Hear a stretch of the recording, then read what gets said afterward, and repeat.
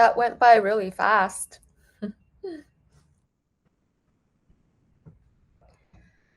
Okay, so we'll just start quick and easy. Hopefully everybody had a chance to look for certain things in the video, and I hope you enjoyed watching the video. I'm just gonna pick on someone, and then you'll pick the next person. We'll just share one thing that you thought was effective from the video. So just one thing to start. And I'm gonna call on Eldina. You're at the top of my screen. Hi. Okay, so one thing I thought was effective was like lots of repetition and just journaling it and also like speaking slowly so that the students can follow. Great. Okay, I'll throw it to Winslow. I thought that, well, obviously, like the hand motions were great. And then also I thought it was great how, as he was presenting the concepts, he had clearly thought a lot about what the vocabulary was in the video, and he used those same words, like even little things like change, change, change.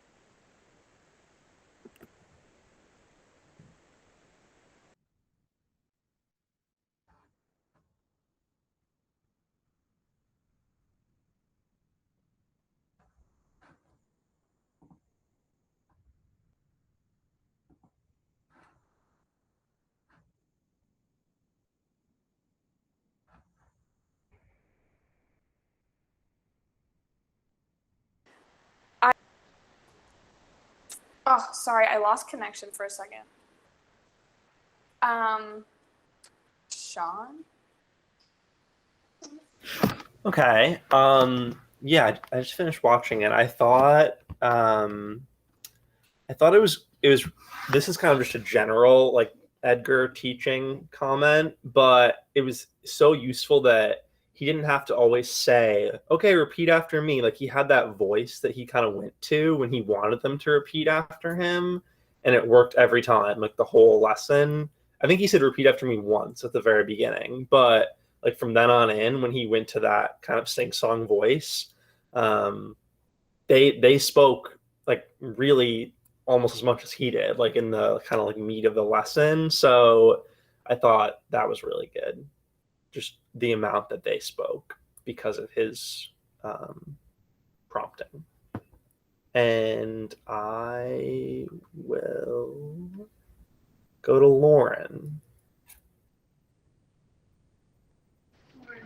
I thought it was really effective to have different types of varying tone because I find my students tend to get very caught up in just like, how are you? And like if you say it any other way than that, it really trips them up. So having varying like sounds and it makes it fun for them, but it also kind of teaches their brain to be like, there's multiple different intonation patterns that you're gonna have. Um, and just like a good energy that the students seem to be responding to. There's a lot of like physical movement to kind of correspond with what he was saying.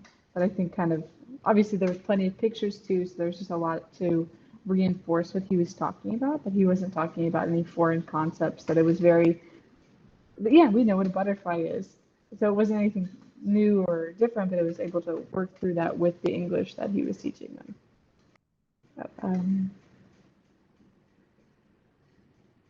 What is it?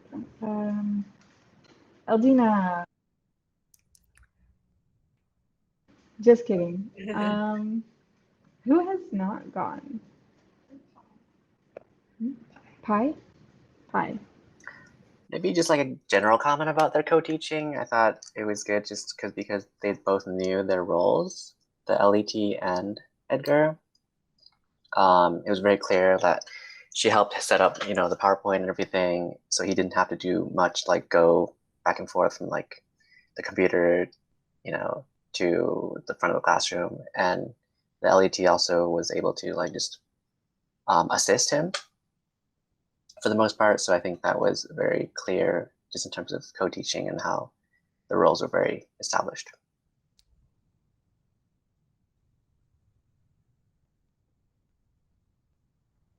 Jennifer, you can go next. Okay. I think overall what stuck out to me the most was just how like it's really clear how they have a routine down. Just like I think like how others had mentioned, students know when they should repeat after Edgar without him having to prompt that. But also generally just like from the beginning, from like very beginning, because I watched the whole. I was so caught up in it. I watched the whole video, not just like the part that was timestamped, but like over. I can't form words. Yeah, it's just I think especially with younger students, like I think they I forgot what grade they were, but they seem first or second, First. right? Yeah, first. Like younger students, I think it's just so important to have a routine set up so they know like what to expect, and especially for a class that. And also, I just like these are concepts that we didn't really even know in first grade, you know, like metamorphosis, butterfly cycle. But I think just that constant repetition for them, and then a lot of hand motions, TPR, like things like that. I think it helps kind of just for exposure. Maybe they don't completely understand what it is, like the concept of metamorphosis, but I think it's also for them. It's just a lot of exposure from from young. I think just overall, that's just kind of like my what I gathered. And I'll pass the ball to Jake. All right. This is a small thing I noticed, but I think at least in the beginning, when he started to have the students repeat the words for the first time, I remember he like roamed around the classroom, so he wasn't just in the front of the classroom. So I think that kind of gave him a chance to, I guess, get a little bit closer to some of the students, maybe in the back.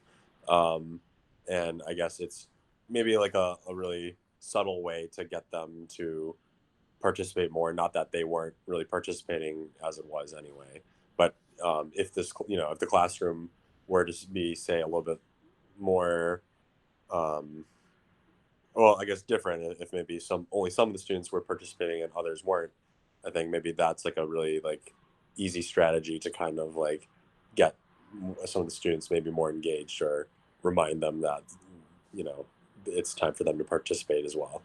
So I guess that was a small thing I picked up on. Yeah, details are important. Yeah. Who hasn't gone? I think Emma hasn't gone yet. All right, Popcorn Emma. Thank you, Jake. I wasn't going to call him. I noticed that Edward was doing I can't remember the exact phrasing of what Megan you said last time, but like using English to talk about like general classroom things rather than just like the science of it, which of course he did use the words about science, but like the counting and the different things that's like kids that might not have as high of an English level, it's like, okay, at least I know this, so I can feel like I'm on the same page as everyone else, even if there's like maybe a couple of other unfamiliar words that I don't know. Okay, great. Was that everybody? Did I miss anyone? Okay. All right. So, granted, this was a small segment within a larger context. So we're just really looking at those minutes that I've highlighted, but there could be more to be said. Moving on to critiques, we're going to go ahead and talk about anything that you feel like could have been added or improved upon. So it doesn't necessarily have to be a critique. It could just be something you feel like could have been additional to what was observed. And I'm going to go back to Aldina. So I was thinking about how, like earlier we were talking about, like, I don't know what word we were talking about, like, is it metamorphosis or photosynthesis? And just kind of like the practicality of teaching first graders the word like chrysalis. Like if you could kind of change that word for something like more practical for them to know, that's more like daily English. That would be my critique. Okay. I'll send it to Winslow again. I think that's a really good one. I would say maybe, like, this is obviously optional, and I think that he got this across with, like, doing hand motions, but if at the beginning he maybe had, like, little props that they could, like, feel and see and, like, toss to each other to get to know the words, like what is it actually that we're talking about. Obviously that would take a lot of prep or trying to find the stuff that you need. And so I think that the alternative of having the picture up on the board and then the hand gesture worked very well. Mm-hmm. But if had more time, maybe some more props. Who did I send it to last time? Sean. Yeah. Yeah, I feel like I'm like nitpicking here because I really loved like everything I saw, but I did feel like I know that's a thing in teaching everywhere to have students be familiar with their learning objective. But having the learning objective in English for first graders, like having them say that complete sentence, like I don't know, maybe others would disagree, but to me that felt like a little odd. Like I felt like they were repeating it, but I don't know if they really knew what they were saying. Um, like I think if it's like my understanding of students knowing their learning objective is that they would know exactly what they're supposed to learn. So like maybe to me like a learning objective should be in Chinese or the L1, especially with like first graders. But like that part felt like maybe like a force. So I'd be curious of people's thoughts on that. But like that was small. So just a little thought. Yeah. Besides that, loved it. And then I would pass to Lauren. I mean, those and both all of those were really incredible things. I'm kind of having a hard time on to piggyback off of any of that. But yeah, definitely like props or like relating like at least when you egg, like you have so many different types of eggs, and knowing that egg applies to so many different concepts could be really helpful. But other than that, I mean, physical stuff or things like that, I think everyone kind of hit at least what I was thinking of so far. So I guess I'll just have to do a cop out and pass it to Pi. I think most people said most everything already. Maybe I would just say content-wise, it could be a little bit more fun with learning more about like butterflies themselves. I don't know, like flying or like yeah, just more about butterflies. Has Jake gone yet? Jake? I haven't gone, but I can go now. Yeah, I feel like my main critique is more or less in line with what's been said. But yeah, to avoid being too redundant, I guess like it's kind of tough to know what was taught before and what was taught after this lesson. Like it was only really a snippet we saw, but like I mean, I guess beyond just the simple repetition of some of the words, if there was just even like simple application, like exercises for even like, I don't know, first graders, like maybe if, Edgar asked like, oh, what color is the caterpillar? And like, maybe the first grader's like, the caterpillar is green or whatever. At least it would get them to think like, oh, that's a caterpillar and that thing is green. I don't know, something like that might have been useful, but yeah, my critique is more or less the same, but I guess yeah, popcorn Emma again, or did you already go? I didn't go yet. Okay, cool. Jen's raising her hand. Oh, sorry. It's fine. It's fine. I might can go first. Okay. My bad. I don't really have anything of worth to add, so rather than making something up, I'll just let Jen go. Okay. I think my main thing it's similar to what others have said. I think maybe like adding prompts would be nice, but I think also just like it doesn't have to actually be like trying to find a chrysalis or like whatnot, but maybe just like a cutout would also work, because I think for me it was also maybe because like where it was filmed, it's also towards the back of the classroom, but I had a bit of a hard time seeing what was displayed on the PowerPoint and like in the videos. And I think that if students, even if it's just like a cutout, and then they could pass it around to see it like up close and like somehow have something to interact with, would also be like, and like how others have said, like you just say, oh, this is a chrysalis, but for them they might not really like, oh, like what is a chrysalis? And I don't think necessarily they have to have like the Chinese, like the translation for it, but to have maybe like a picture that they can see or they can feel can also kind of add on to like have that concept a bit more. I think grasp it a little better. That's what, yeah. Yeah, so a lot of the common threads I've heard involved more props, more butterflies, more interaction, and then perhaps a little bit of the L1. I don't know, Sean, if you wanted to elaborate on that a little more, but what I understood was you thought maybe the lesson objective could have been more transparent from the beginning for the kids. Well, yeah, I mean, I think they knew. Like, I don't think it was a problem, but I just think if you're going to have students, if you're going to take time to have students like know what they're going to be able to do, if that's the point of the objective, is like students know exactly what they are going to end up being able to do by like having been through your lesson.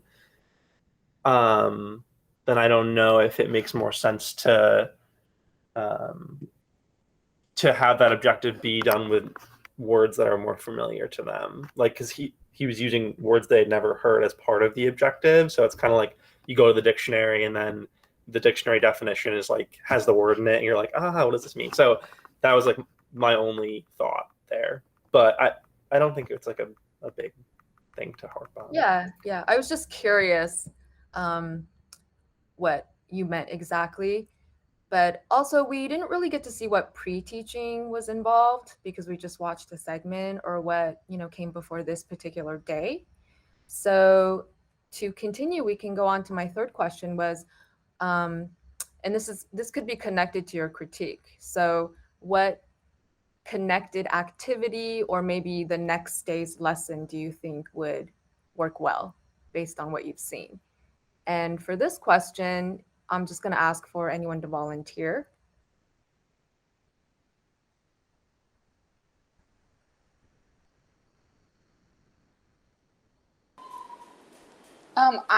Something that came to mind. I'm not sure if this is necessarily like particularly English focused, but I remember learning this in like preschool or whatever, and the teacher had us like act out the different phases. So like the teacher would say like egg, and then everybody would get down and like be an egg, and then like you would have to like when she would say each step, you had to like metamorphosize and like become the next thing.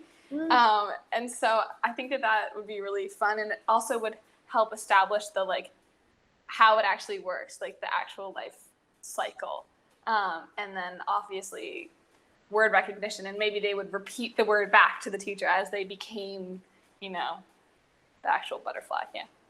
Yeah, that's cool. Very interactive and kinesthetic too, because you're moving your body. Okay. Anything else? An activity or connected lesson?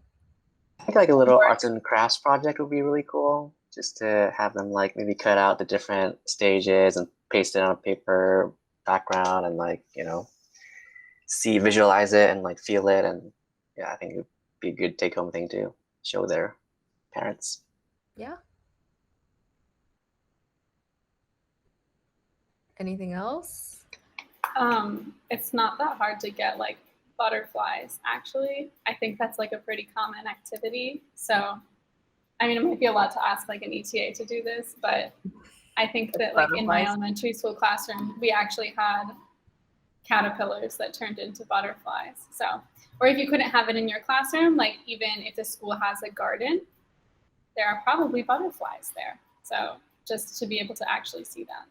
Yeah, the real thing. Okay. Anything else? These are all great ideas and examples.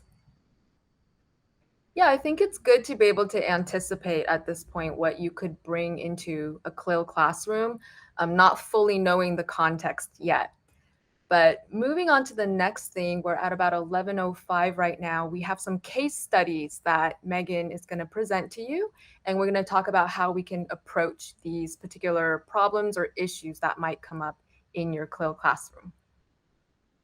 All right, so I'm just going to post these in the chat box. There's three they're pretty general, but with some details.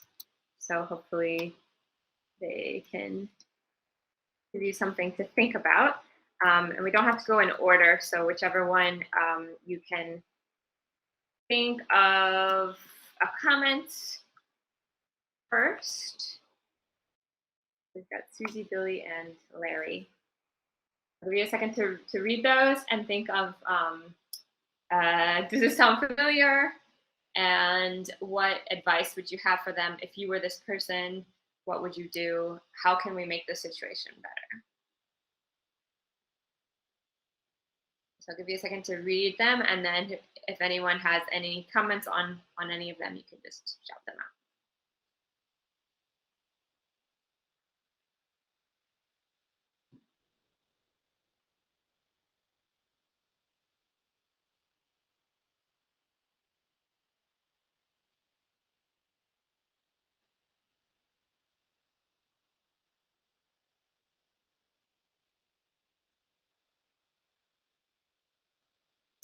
For the first one, Susie's PE class. One recommendation is that Susie learn some Chinese, because I think that's useful, but that's more of a long-term goal. But maybe asking if she could perhaps lead the stretches, at least at the beginning of class, if not the rest of the class, like the activity that Winslow was describing, just like even counting in English to lead the stretches. So just seeing if there's like a smaller part that's not intrusive on the larger class that she could participate in. Yeah, things that are repetitive are great for using a lot more English. I mean, the goal is not just to translate everything from one language to another, but some of the encouragement or some of the directions, some of the don't do that, you can explain in English as well. And maybe she could also, well, I'll let you guys come up with your ideas first. If anyone has any for Susie or Billy or Larry. One of our past ETAs, Stephanie, she did a whole like dance routine during the PA class, and like you had to count to get the sort of the steps in and stuff like that, and that was really cool, I think.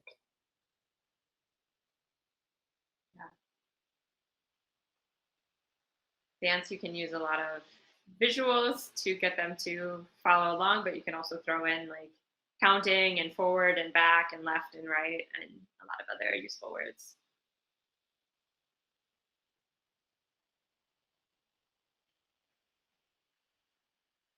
Any comments about Susie?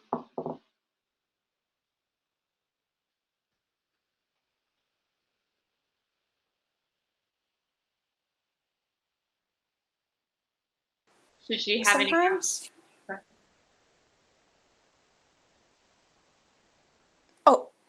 sometimes I feel like if, you know, for me, oftentimes when I would teach PE, like I would teach one unit, like I would teach soccer, and then the PE teacher would teach like the next unit, and we'd flip off like that. But if that doesn't work, when he was doing the teaching, I would just like literally become a child and just like do everything that he was asking the kids to do, and then I would just talk to the kids in in English, like we'd be passing and or we'd be doing whatever we had to do, and I'd just be doing what all the kids were doing, but just my exclamations were in English, and they were totally cool with that and were trying to speak English with me as well. So I think that you don't have to be teaching to get English in and have a lot of fun and get the kids speaking in English.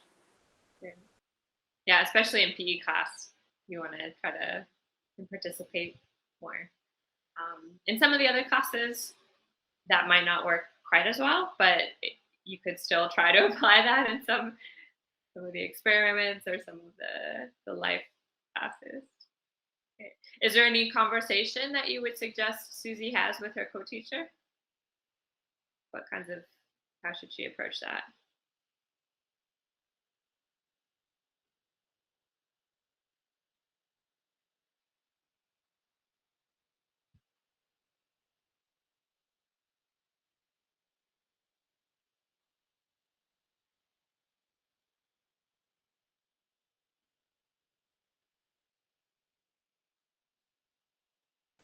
I think that if she, instead of saying, if there are ways that I could help, let me know, and instead ask, like, say, I would like to contribute more. Like last class, I had an idea for X, Y, and Z. What can I do? Like literally ask for literal things. Like next time, as we're studying X subject, what can I bring? And so then the teacher has to be very explicit if they're going to be like nothing. Like it sort of forces them to think of something. Yeah. At the very least, if you don't understand, so in PE, it's usually pretty easy to understand what's going on, even if you don't understand Chinese, which is why it's also great for CLIL.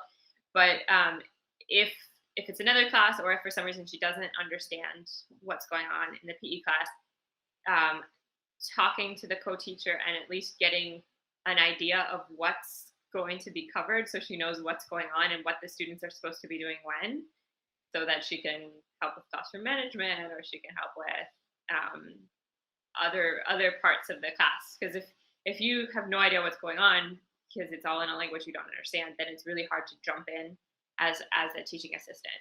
So at least knowing what's supposed to be on the lesson, and then yeah, I agree. Like also like explicitly asking for specifics of what she could do in the next class. And if you have your own ideas, great.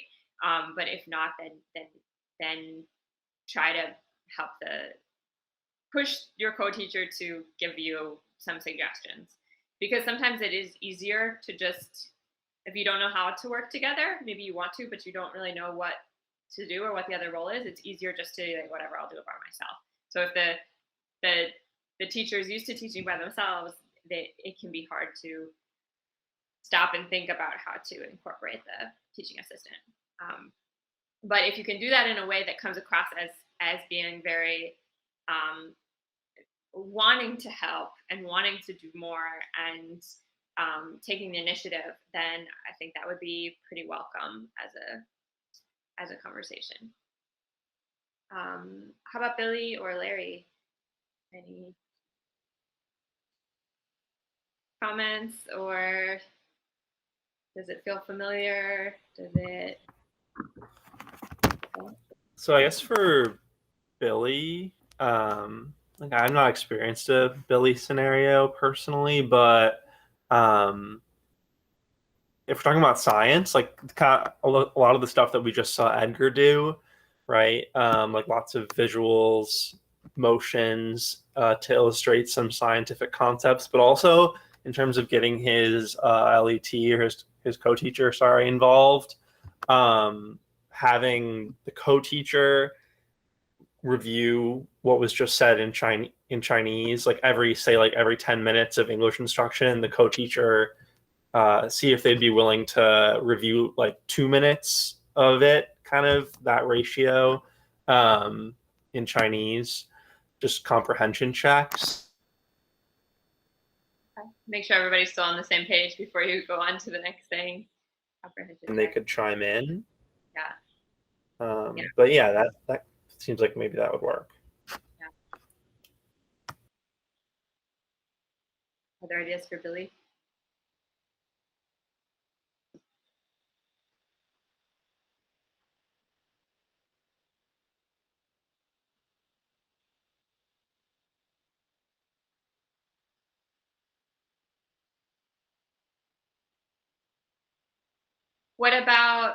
What if you want to help that teacher become more comfortable speaking English? Is there anything you can do? I think the small like classroom commands / classroom management kind of thing is like a first step of just like, please raise your hands, or please, just like things like that, just like the very small commands that the teacher can be included. Yeah, or please sit down. The teacher can be included in the like routine of the classroom without having to like learn all of these complicated vocabulary words. or memorize stuff like that. Just like a couple of like sentence patterns that are pretty easy, like call and response kind of thing. Mm-hmm. And those you can add to slowly over the semester. Because ideally with CLIL, you would want to also help the local teachers improve their English, so that they could eventually be able to teach CLIL without a foreign teacher in the classroom too. And so things like classroom English and basic routines, you're going to be drilling it into the student's head, and you could also hopefully help your co-teacher practice those things too. How explicit you want to be in terms of like, I'm going to teach you this now, is a fine line sometimes, but you can encourage them to use some of the same phrases that you're using as well. Other comments about Billy?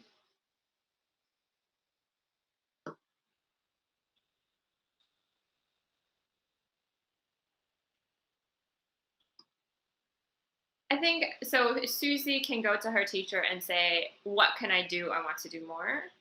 And Billy, if he feels like there's not the support that he wants, he can also go to his co-teacher and say, here's what I need from you. But that might be a little bit harder to say in a way that is not going to be uncomfortable. But if you can give specifics of like, it would be helpful if you could do XYZ at this point. Or what do you think about this? Or would it be possible for you to do this while I do that? That would help me because whatever. I think if you can give them something specific that you need from them, then they'll be more willing to do that than if they don't know what they want from you and it seems like you're doing okay. So don't be afraid to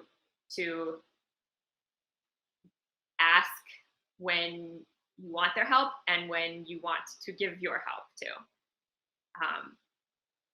But yeah, it can be hard to navigate that relationship, but sometimes speaking up is better, especially if you have a specific example.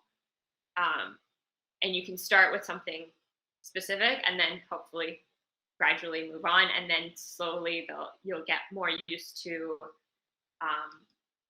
the kinds of things that you need from each other and that you want from each other, and then it'll become more natural, I think. Does that make sense? Sort of. Okay. Other comments about Billy, or how about Larry? I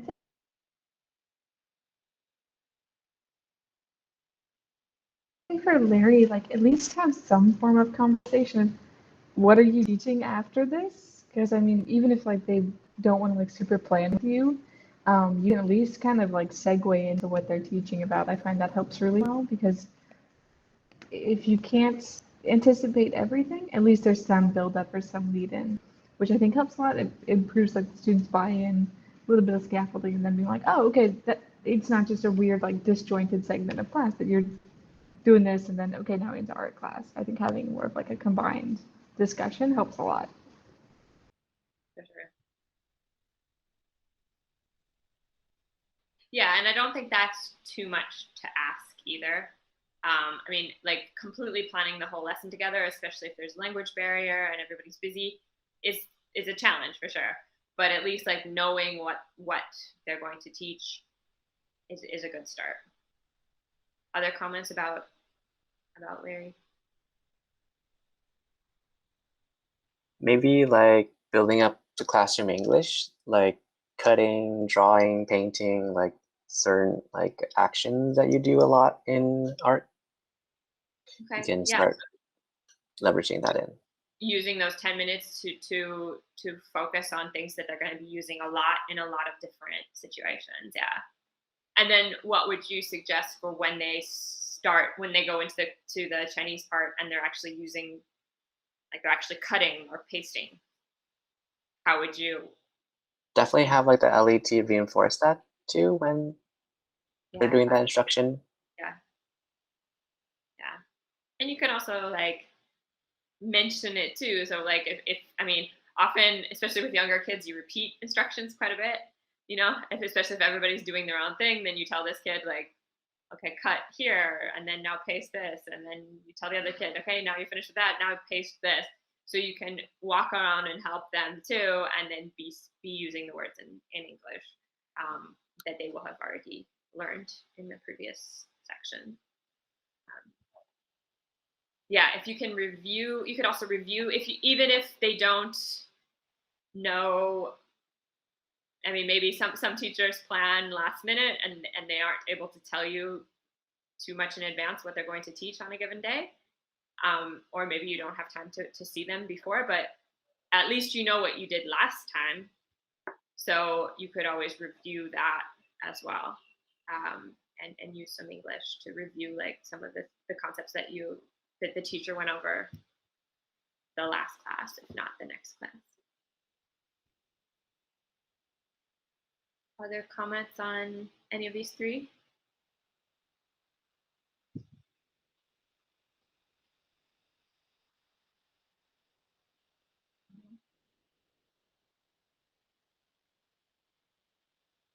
Great. So that was pretty much what we wanted to cover. The last thing on our agenda is, if time, open up to general discussion and other concerns. So this could be about CLIL or anything else. And just anything else that you're concerned about or worried about, or specific questions or general questions or comments or anything else that we may or may not be able to help you with. Has anyone heard about whether we will be in person starting early September? I can't say for sure, but I think there's a chance that it will be online until they make sure all the teachers are vaccinated. Like across the county or the whole country? Or anyone else? No. Yeah, I think there's a good chance that like the first day of school might not be in person, but hopefully it will get to be in person as soon as possible. But I am also getting my information in bits and pieces. So I think I've heard like Taipei and New Taipei is probably going to be more hybrid or online than some of the other counties. But I think so. I think like Hualien and Taidong have had very few cases, which is great. So hopefully you could be in person as soon as possible, but would probably have to be wearing masks all the time, which is another challenge, especially for phonics and things like that. But at least it's better than online. But other comments or questions or concerns? Yes, you don't need to raise your hand. Lauren? I guess more of just like a general question for anyone. I've come from like having like 6 LETs to potentially having 1. So were like you actually able to plan with your LET? Like to me, this is a very foreign concept. So this is kind of just like a general question to anyone. Like, what was it like if you had like 1 LET? Like, were you able to plan? Were you not? Like, how did that go? I can answer that. Okay, so I had. Or yeah, go ahead, Winston. go for it. I'll go after No, you. you go. I'll go after. Fine. Okay, I'll go. I had 1 LET last year, and I did like everything with him. And I think that the huge pro of that is that you like at the beginning, you have to like work stuff out, but then very quickly you just kind of like fall into step with each other, and we would do a lot of like okay, at this class we're going to do this, and in this class we're going to do this at the beginning. And there's certainly a lot of like prepping, but then that was the question, right? Like about like prepping, right? Yes. Okay. And then but then very quickly it like, and I think that you definitely experienced this as well if you had lots, well actually I have no idea. But we didn't do a lot of planning after like month 2 because it was just like I knew what I was going to do, he knew what he was going to do, and then it became just kind of like a much more symbiotic relationship where we just kind of knew what each other could bring, and that was, yeah. So I actually think I haven't experienced more than one teacher, but from what I've heard, ugh, I don't want to say this, but from what I've heard, I think it's almost easier. Like you really just like gel, and then you're just one teacher person group.